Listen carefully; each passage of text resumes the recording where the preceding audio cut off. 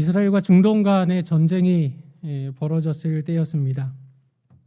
미국의 한 대학의 교수님은 뉴스를 통해서 이 소식을 접한 뒤에 마음의 고심이 커졌습니다. 하필이면 자기가 가르치는 클래스에 각각의 나라에 속한 학생이 있었기 때문입니다.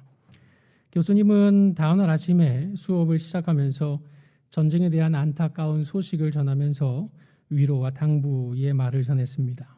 안타까운 현실이지만 그래도 학생들은 서로 잘잘못 따지지 말고 일단 마음 다 잡고 학생의 본분을 따라서 학업에 열심을 내어달라고 부탁을 합니다. 아울러 나아가서 장차 당신들이 나라를 이끄는 그런 날이 올 때에는 전쟁을 그치고 평화의 시대를 열어갈 수 있도록 힘써 학업에 충실하자, 이렇게 권면을 했습니다. 하지만 다음 날 수업 날이 되자 두 사람은 다 결석을 했습니다. 두 사람이 연락을 취해도 닿지를 않았습니다. 두 사람이 어디로 갔을까요? 수소문을 해보니까 이스라엘 학생은 전쟁에 참전하기 위해서 고국으로 돌아가 버렸습니다. 한편 아랍 학생은 실종이 되어버렸습니다. 그 이유인즉 징집영장이 나올까 봐 숨어버렸던 것입니다. 오늘 본문에는 예수님께서 천국에 대해 비유로 하신 말씀이 기록되어 있습니다. 여러분은 천국에서 어떤 백성이십니까? 천국이라는 용어, 즉 하늘나라, 이렇게 표현할 까닭에 적지 않은 사람들은 우리가 죽어서 가는 천국으로만 생각하는 경향이 없지 않은 것 같습니다. 그러나 천국은 죽어서 가는 나라일 뿐만이 아니라 하나님의 통치가 임하는 그 자리가 곧 천국인 것입니다. 즉 바로 지금 여기에서부터가 천국의 시작인 셈입니다. 4월부터 새소식반을 통해서 하나님 나라, 천국 운동이 시작이 됩니다. 비대면이 뉴노멀이 되는 낯선 시간을 통과하고 있지만 그럼에도 불구하고 새소식반을 통해서 천국 운동을 전개하려고 합니다. 새소식반 헌신 예배를 드리는 오늘 예수님께서 비유로 말씀하신 천국에 대하여 살피는 가운데 그 나라에 부름받은 백성으로서 반드시 기억해야 할 것이 무엇인지 함께 상고하며 은혜를 얻고자 합니다. 첫째로 천국은 사탄의 방해 공작에도 불구하고 반드시 완성될 나라임을 기억해야 합니다. 우리 다 함께 본문 24절부터 30절까지의 말씀을 한 목소리로 합독하겠습니다. 예수께서 그들 앞에 또 비유를 들어 이르시되 천국은 좋은 씨를 제밭에 뿌린 사람과 같으니 사람들이 잘 때에 그 원수가 와서 곡식 가운데 가라지를 덧뿌리고 갔더니 싹이 나고 결실할 때에 가라지도 보이거늘 집 주인의 종들이 와서 말하되 주여 밭에 좋은 씨를 뿌리지 아니하였나이까? 그런데 가지가 어디서 생겼나이까? 주인이 이르되 원수가 이렇게 하였구나. 종들이 말하되 그러면 우리가 가서 이것을 뽑기를 원하시나이까? 주인이 이르되 가만두라. 가라지를 뽑다가 곡식까지 뽑을까 염려하노라. 둘 다 추수 때까지 함께 자라게 두라. 곡식 때에 내가 추수꾼들에게 말하기를 가라지는 먼저 거두어 불사르게 단으로 묶고 곡식은 모아 내 곡간에 넣으라 하리라. 아멘. 예수님께서는 이 비유의 말씀에 앞서서 그 씨 뿌리는 자의 비유를 통해서 복음을 접한 사람들의 다양한 반응에 초점을 맞추셨습니다. 복음을 접한 사람은 말씀을 듣고 깨달아서 결실을 한다. 30배, 60배, 100배의 결실을 맺는다. 이렇게 말씀하셨습니다. 우리가 지금 읽은 본문은 일명 알곡과 가라지의 비유의 말씀입니다. 이것은 사람들의 마음에 역사하는 사탄의 역할에 초점을 맞추고 있습니다. 이 비유의 말씀은 이렇습니다. 어떤 사람이 좋은 씨를 자기 밭에 뿌렸습니다. 좋은 씨는 아마도 당시에 널리 식용으로 사용하고 있었던 밀이라고 볼 수 있습니다. 이 좋은 씨를 뿌리고 갖고 가던 어느 날 이 집 주인의 종들이 깜짝 놀라서 주인에게 묻게 됩니다. 주여, 밭에 좋은 씨를 뿌리지 아니하였나이까? 그런데 가라지가 어디서 생긴 것입니까? 하고 묻게 됩니다. 가라지는 대개 밀밭에서 자라는 잡초입니다. 일명 독보리라고도 합니다. 이 가라지의 열매는 심한 구토, 설사, 현기증 이런 것들을 일으킬 정도로 독성이 강하기 때문에 불을 지피는 용도 외에는 활용 가치가 전혀 없는 것입니다. 그런데 문제는 이 가라지가 생장 초기에는 그 모양이 밀과 거의 구별되지 않는다는 것입니다.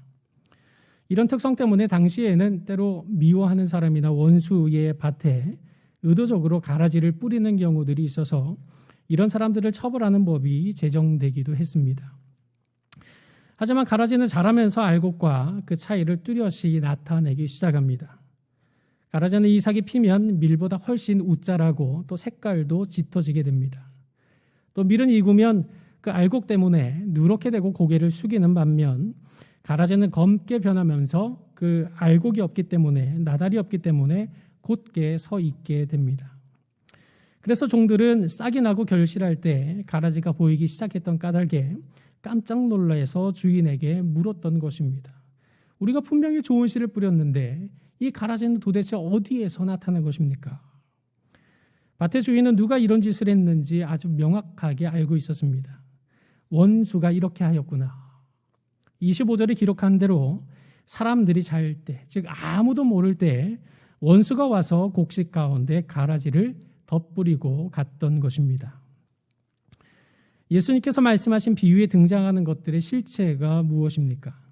36절 이하에 보면 예수님께서 제자들에게 알곡과 가라지 비유에 대해서 설명하신 내용이 기록되어 있습니다. 그 설명에 의하면 좋은 씨를 뿌리는 이는 예수님이십니다. 예수님은 세상이라고 하는 밭에 좋은 씨를 뿌려서 천국의 아들들을 키워가십니다. 하지만 원수인 사탄은 가라지를 뿌려서 악한 자의 아들들을 키워갑니다. 한마디로 이 세상은 선과 악이 공존하는 가운데 천국 운동과 가라지 운동이 대결하고 있다는 사실을 알려주신 것입니다. 종들은 이 사탄이 뿌려놓은 원수가 뿌려놓은 가라지를 가리켜서 우리가 가서 이것을 뽑기를 원하시나이까 하고 묻습니다. 그러니까 원수가 뿌려놓았다면 이거 두말할 필요 없이 즉각적이고 절대적으로 이거 다 구분해서 가라지들 모조리 다 쓸어버려야 되지 않겠느냐 하는 이런 질문이었던 것입니다. 그러나 주인은 뜻밖에도 가만두라고 말씀하십니다. 언제까지 가만두는 것입니까? 추수 때까지, 즉 최후 심판의 날까지 가만두라고 말씀합니다. 왜 그래야 되는 것입니까? 가라지를 뽑다가 곡식까지 뽑을 것을 염려했기 때문입니다. 실제로 가라지와 밀을 뿌릴 경우에 가라지가 먼저 뿌리를 내리게 됩니다. 그래서 밀보다 더 깊은 곳에 뿌리가 위치해 있기 때문에 가라지를 제거하다 보면 어쩔 수 없이 이 알곡이 딸려 나오는 경우들이 있습니다. 그 강한 뿌리들이 밀의 뿌리들과 얽히게 되면 어쩔 수 없이 알곡이 손상을 입을 수밖에 없었기 때문에 주인은 가만두라고 말씀한 겁니다. 그리고 주인은 추수 때에 종들이 아니라 추수꾼들에게 맡겨서, 즉 천사들을 통해서 가라지는 먼저 거두어 불사르게 단으로 묶고 곡식은 모아 내 곡간에 넣을 것이라고 말씀하셨습니다. 추수는 종들의 몫이 아닙니다. 추수는 하나님의 때, 심판의 날에, 세상 끝날에 하나님께서 천사들을 통해 완벽하게 이루어내실 것입니다. 둘 다 추수 때까지 함께 자라도록 내버려 두라. 가라지를 내버려 두어도 주인의 추수에는 아무 영향이 없다는 말씀입니다. 제 아무리 사탄이 날뛰며 사람들의 마음밭에 가라지를 뿌리더라도 마지막 최후 심판의 날에는 한치의 오차도 없이 가라지는 모조리 단으로 엮어 불사름을 당하게 되고 알곡은 모아 곡간 안에, 즉 아버지의 나라에서 해와 같이 빛나게 하시리라고 말씀하신 것입니다. 예수님의 말씀을 따라 시작된 천국운동은 사탄의 집요한 방해 공작 속에서도 완성을 향하여 여전히 차질 없이 진행되고 있으며 마지막 날에 반드시 완성되고야 말 것을 말씀하신 것입니다. 마지막 승리의 날, 완성의 날을 기억하고 확신한다면 우리는 어떤 상황 속에서도 이 천국운동의 확신을 가지고 더욱 박차를 가할 수 있지 않겠습니까? 예나 지금이나 원수마귀 사탄은 참 부지런하게도 천국운동을 방해하는 것 같습니다. 지난 2월 1일에 보건복지부 중앙사고수습본부에서 이런 발표를 했습니다. 교회의 대면 예배를 통한 감염은 거의 없었다. 이걸 공식적으로 발표했습니다. 이 같은 사실은 그동안 코로나 확산의 원인이 마치 교회발이라는 것처럼 여론몰이를 하던 흐름과 정반대되는 발표였습니다. 한 기독교 단체에서는 방역당국에 작년 내내 그동안 예배당 예배에서 확진된 사례가 있었는지 그 사실을 밝혀달라 수차례 확인 요청을 했음에도 불구하고 이런 요청들을 묵살하고 아무 자료도 공개하지 않았었습니다. 사실 감염이 되었다 하더라도 그게 교회 내 감염인지 교회 밖에서 감염되어서 들어온 건지 이건 확실히 알 수 없기에 공개할 수 없는 문제는 아니었을까 하는 생각이 들기도 합니다. 아무튼 지난 1년 내내 교회발 코로나 확산이라는 프레임을 씌워서 마치 코로나 확산의 책임이 교회에 있는 것처럼 여론몰이를 하다가 지난 2월 1일이 돼서야 예배당 예배에서 코로나 확진자는 거의 없었다. 이렇게 공식적으로 발표를 한 것입니다. 이 얼마나 어처구니 없는 일입니까? 종교시설로 인한 코로나19의 집단 감염 비율이 혹시 얼마나 되는지 아십니까? 여기서 말하는 종교시설이라고 하는 건 모든 종교 이단 다 포함하는 것입니다. 질병관리청은 지난해 말에 6.8%라고 밝혔습니다. 올 1월에는 7.9%라고 발표했습니다. 타종교를 비롯한 온갖 이단들까지 다 쏟아 넣을 때 나오는 수치입니다. 그럼 다른 종교들 제외하고 교회만 놓고 보면 실제 교회를 통한 감염은 전체 감염의 1.8에서 2% 정도 수준에 불과합니다. 그것도 엄밀히 따져보자면 예배를 통한 감염이 아니라 여타의 소모임 등을 통한 것들로 밝혀졌습니다. 이런 팩트에도 불구하고 지금 우리나라 국민들의 의식이 어떤지 아십니까? 국민 가운데 43%가 코로나19 발생 진원지를 교회로 인식하고 있습니다. 심지어 기독교인들 가운데서도 20몇 % 정도 되는 사람들이 같은 생각을 하고 있습니다. 이런 분위기 속에 어떤 직장에서는 주일에 교회 가지 못하도록 조치를 버젓이 취할 정도입니다. 대한민국 헌법에 종교의 자유가 보장되어 있음에도 말입니다. 도대체 이런 인식을 누가 만들었습니까? 표면적으로는 정부와 언론이 앞장서서 벌인 일로 보이지만 실상은 천국운동을 방해하려는 사탄이 사람들의 마음속에 뿌린 가라지가 틀림이 없습니다. 그러나 우리는 이 사실을 기억해야 됩니다. 제 아무리 사탄이 가라지 운동을 벌인다 해도 하나님께서는 당신의 천국운동을 세상 끝날에 반드시 한치의 오차도 없이 완벽하게 완성하실 것이라는 사실을 우리는 기억해야 합니다.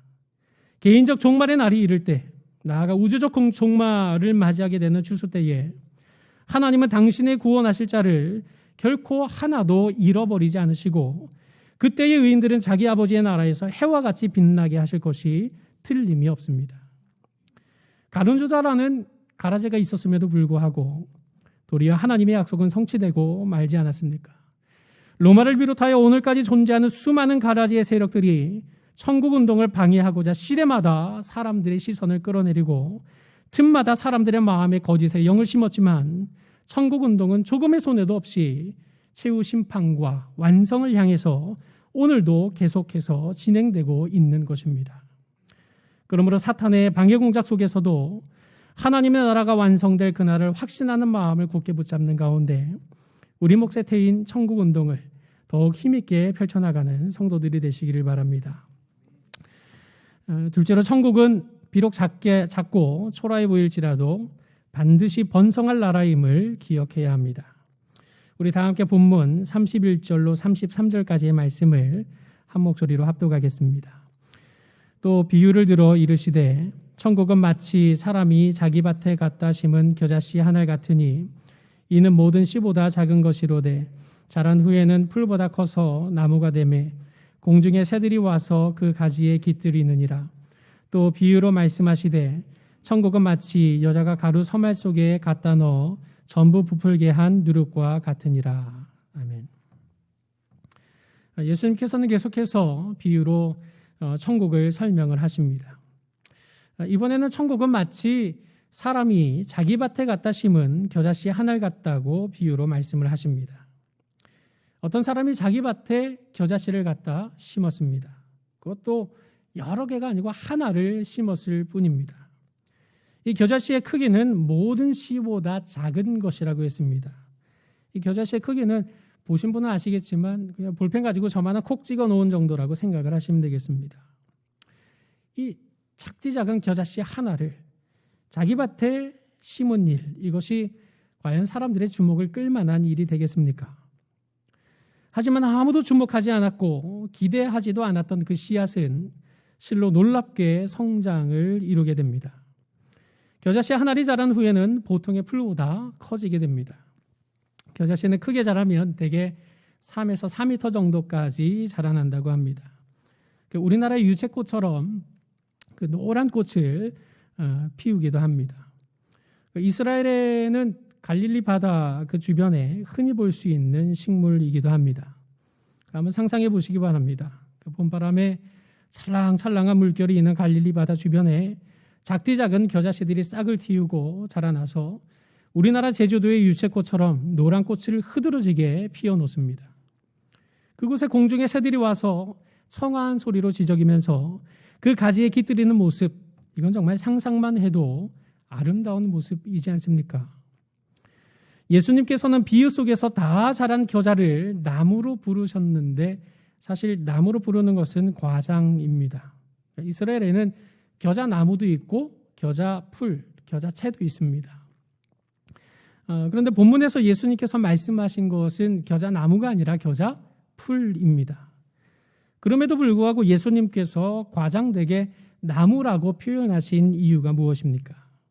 그것은 작디 작은 씨앗 하나에 불과했던 것이 점진적이면서도 놀라운 성장을 거듭하고 확장해서 나무와 같이 되고 만다는 하나님 나라의 속성을 강조하시기 위함이었습니다. 하나님 나라가 바로 그런 것입니다. 하나님 나라의 위대한 역사는 트럼펫을 울리는 거창한 선전이나 선동으로 시작되지 않습니다. 스코틀랜드의 시인이자 작가이면서 우리가 잘 아는 C.S. 루이스에게 아주 큰 영향을 준 조지 맥도널드라는 사람이 이렇게 말했습니다. 적을 무찌르고 그의 백성들을 높이 세우고저 천사들은 그리고 사람들은 왕을 구했으나 당신은 한 여인의 울음소리를 통해서 한 작은 아기를 보내셨나이다. 하나님께서는 온 세상에 구주가 되실 예수님을 베들레헴 시골의 한 마구간의 말 구유에 보내셨습니다. 모든 사람들이 나사렛에서 무슨 선한 것이 나오겠는가 하면서 외면하고 천대하는 바로 그 동네에서 구주이신 예수님께서 자라도록 하셨습니다. 하지만 지금은 어떻습니까? 온 지구상에 예수 복음이 선포되지 않은 곳이 없습니다. 예수를 그리스도라 고백하는 자들이 무리를 이루어 세계 방방곡곡에 교회를 세워서 왕성한 천국 운동을 벌이고 있지 않습니까? 천국 복음은 살아있고 생명력이 있어서 비록 그 시작이 작고 초라해 보일지라도 아무 가치도 없는 미미한 것처럼 보일지라도 반드시 성장을 거듭하고 번성케 되는 것입니다. 이어지는 누룩 비유도 같은 맥락의 말씀입니다. 천국은 마치 여자가 가루 서말 속에 갖다 넣어 전부 부풀게 한 누룩과 같다라고 말씀하셨습니다. 여기 가루 서말은 리터법으로 환산하자면 한 40리터 정도의 가루입니다. 왜 대개 집에서 쌀을 그 생수 페트병에 보관들 하시지 않습니까? 그게 보통 2리터, 하나 2리터이니까 가루 서말이라고 하면 그 페트병 20개 정도의 가루를 채워놓은 분량이 되는 것입니다.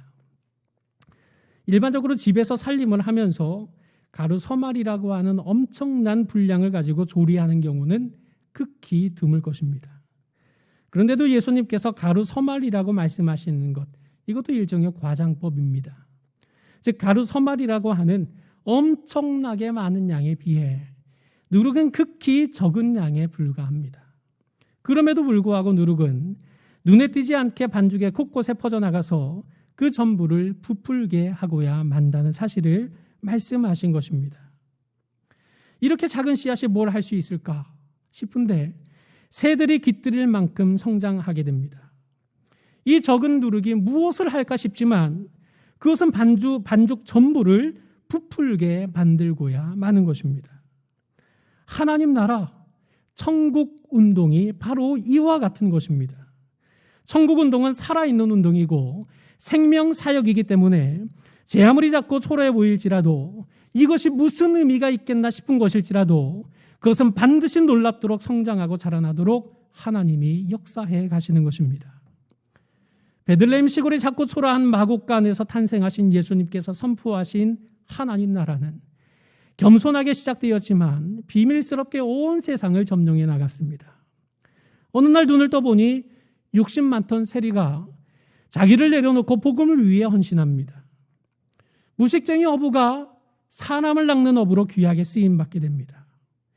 예수 이름을 그토록 경멸하고 혐오하던 유대 최고의 지식가가 예수 복음의 증인이 되어서 평생토록 자기를 바치며 신약 성경의 반 이상을 기록하는 놀랍고도 신비한 역사가 일어나지 않았습니까?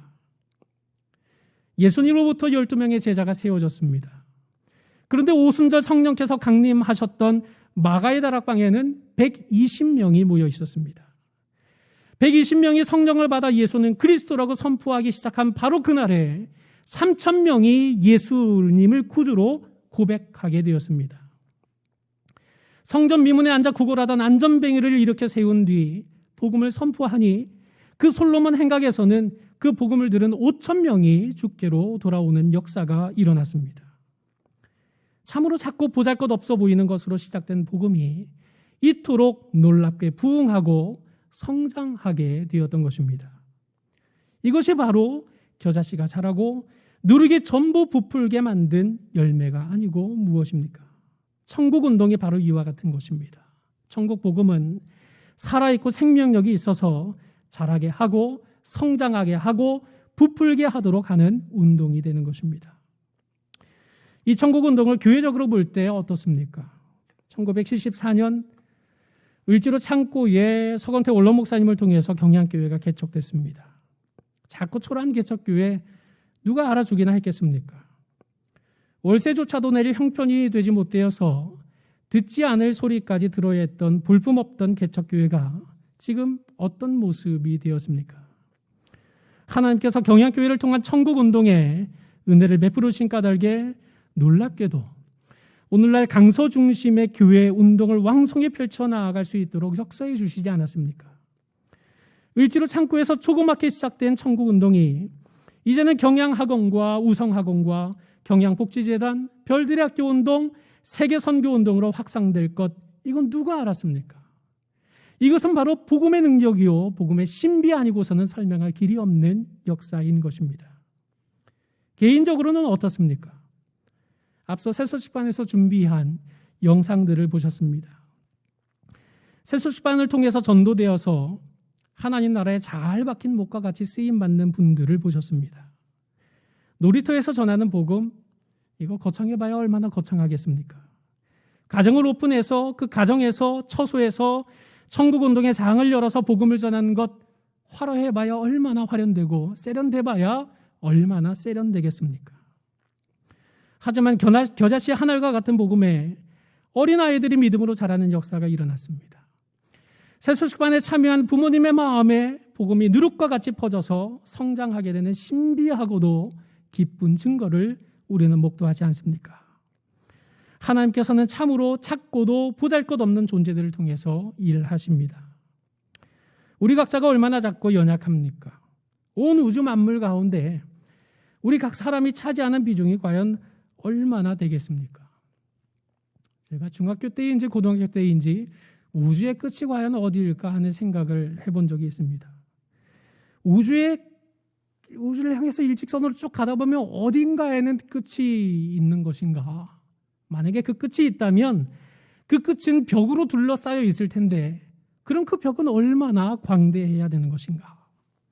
정말 나 같은 존재는 먼지와도 같은 존재에 불과하구나라고 생각했던 적이 있습니다. 거대할 뿐 아니라 측량할 길조차 없는 온 우주 만물 가운데 나라는 존재는 정말 지극히 작고도 초라한 존재이지 않습니까? 이 광활한 우주 가운데 나라는 존재가 조명받아봐야 그 얼마나 조명받을 수 있겠습니까? 그처럼 작고도 보잘것없는 존재가 예수는 그리스도라고 외친다고 해서 누가 거들떠보기나 하겠습니까? 예수 복음 증거한다고 해서 무슨 의미가 있겠나 싶지는 않습니까? 그러나 예수님께서는 분명히 말씀하십니다. 이 작고도 보잘것없는 나를 통해서도 하나님의 행하실 놀라운 꿈이 있다고 말입니다.